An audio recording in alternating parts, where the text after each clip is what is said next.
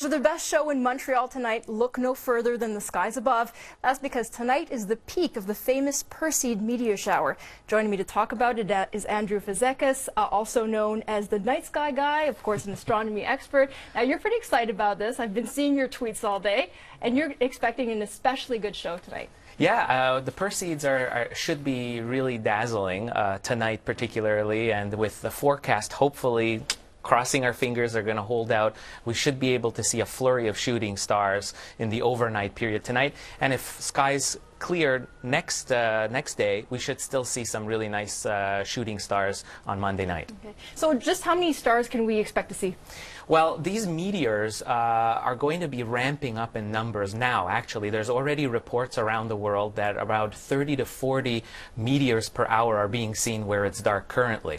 And those numbers will steadily increase in the overnight period for us here in North America, where we'll expect to see anywhere from 60 to 100 shooting stars per hour from a dark location. If you're stuck within the city limits, expect somewhere like 15 to 30 shooting stars. Plenty of wishes to be made. All right, still not bad, still not bad. So explain to us exactly what it is that we're seeing here. Well, what's happening is that I like to call the Perseids the old cosmic faithful, because it comes around like clockwork every mid-August. Between August 11th and 13th, Earth slams into a giant cloud of debris that's left behind by a comet. So Earth's orbit crosses the comet's orbit at exactly between August 11th and 13th. And what happens is that there's these countless numbers of sand grain-sized particles that plow into the atmosphere of Earth at very high speeds, over 200,000 kilometers per hour, and they just burn up.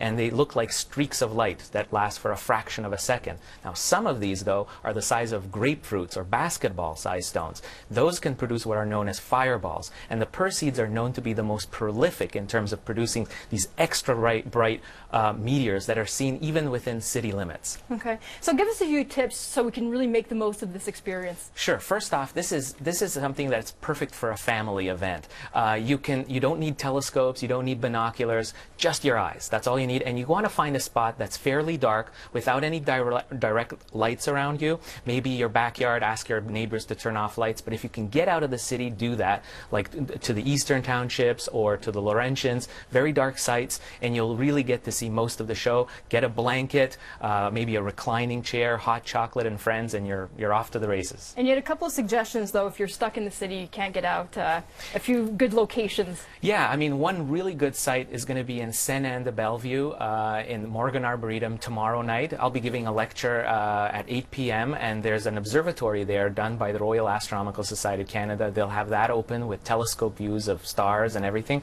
and people can just set up shop on the meadow with their blankets and the families to lie down and watch the stars. And for tonight, you can go to a municipal park as well, or just your backyard, and you'll see plenty. Okay, all right. Thank you so much, Andrew Fazekas. Thank you for joining us, and we'll be right back after the break.